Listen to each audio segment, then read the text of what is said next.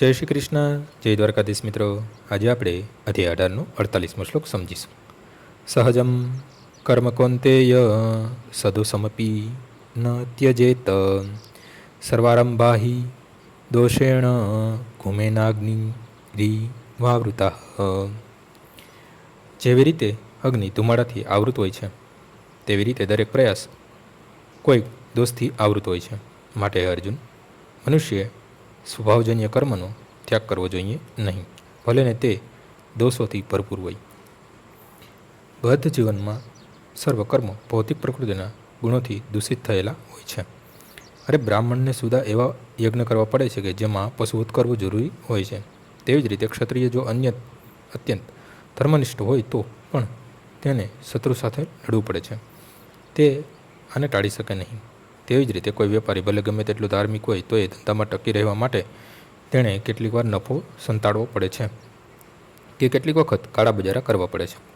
આ બાબતો જરૂરી હોય છે, તેમને ટાળી શકાતી નથી. તેવી જ રીતે શુદ્ર મનુષ્યને દુર્જન સ્વામીની સેવા કરવી પડે છે તો પણ તેને માલિકની આજ્ઞા પાળવી પડે છે, ભલે ને તે આમ થવું ન જોઈએ. આવા દોષ હોવા છતાં મનુષ્ય પોતાના નિયત કર્તવ્યો કરતા રહેવું જોઈએ, કારણ કે તે સ્વભાવજન્ય હોય છે. અહીં એક સરસ દ્રષ્ટાંત આપ્યું છે. અગ્નિ પવિત્ર છે છતાં તેનો ધુમાડો હોય છે, પરંતુ ધુમાડા અગ્નિને અપવિત્ર બનાવી શકતા નથી.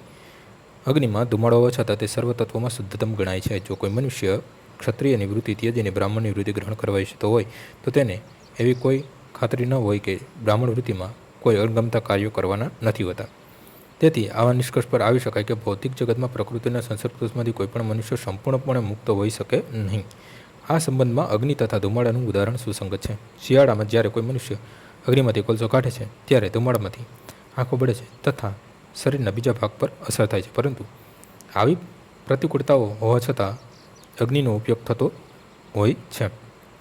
તે જ પ્રમાણે મનુષ્યએ તેના સ્વભાવજન્ય વ્યવસાયને કેટલાક ઉપદ્રવી તત્વોને કારણે છોડવો ન જોઈએ, બલકે મનુષ્ય કૃષ્ણ ભાવના યુક્ત થઈને પોતાના વ્યવસાયિક કર્મ દ્વારા પરમેશ્વરની સેવાનો સંકલ્પ કરવો જોઈએ. જ્યારે કોઈ પણ વ્યવસાય કર્મ પરમેશ્વર પ્રત્યર્થ કરવામાં આવે છે ત્યારે તે વિશિષ્ટ વ્યાયામમાંના સર્વ દોષોની શુદ્ધિ થઈ જાય છે.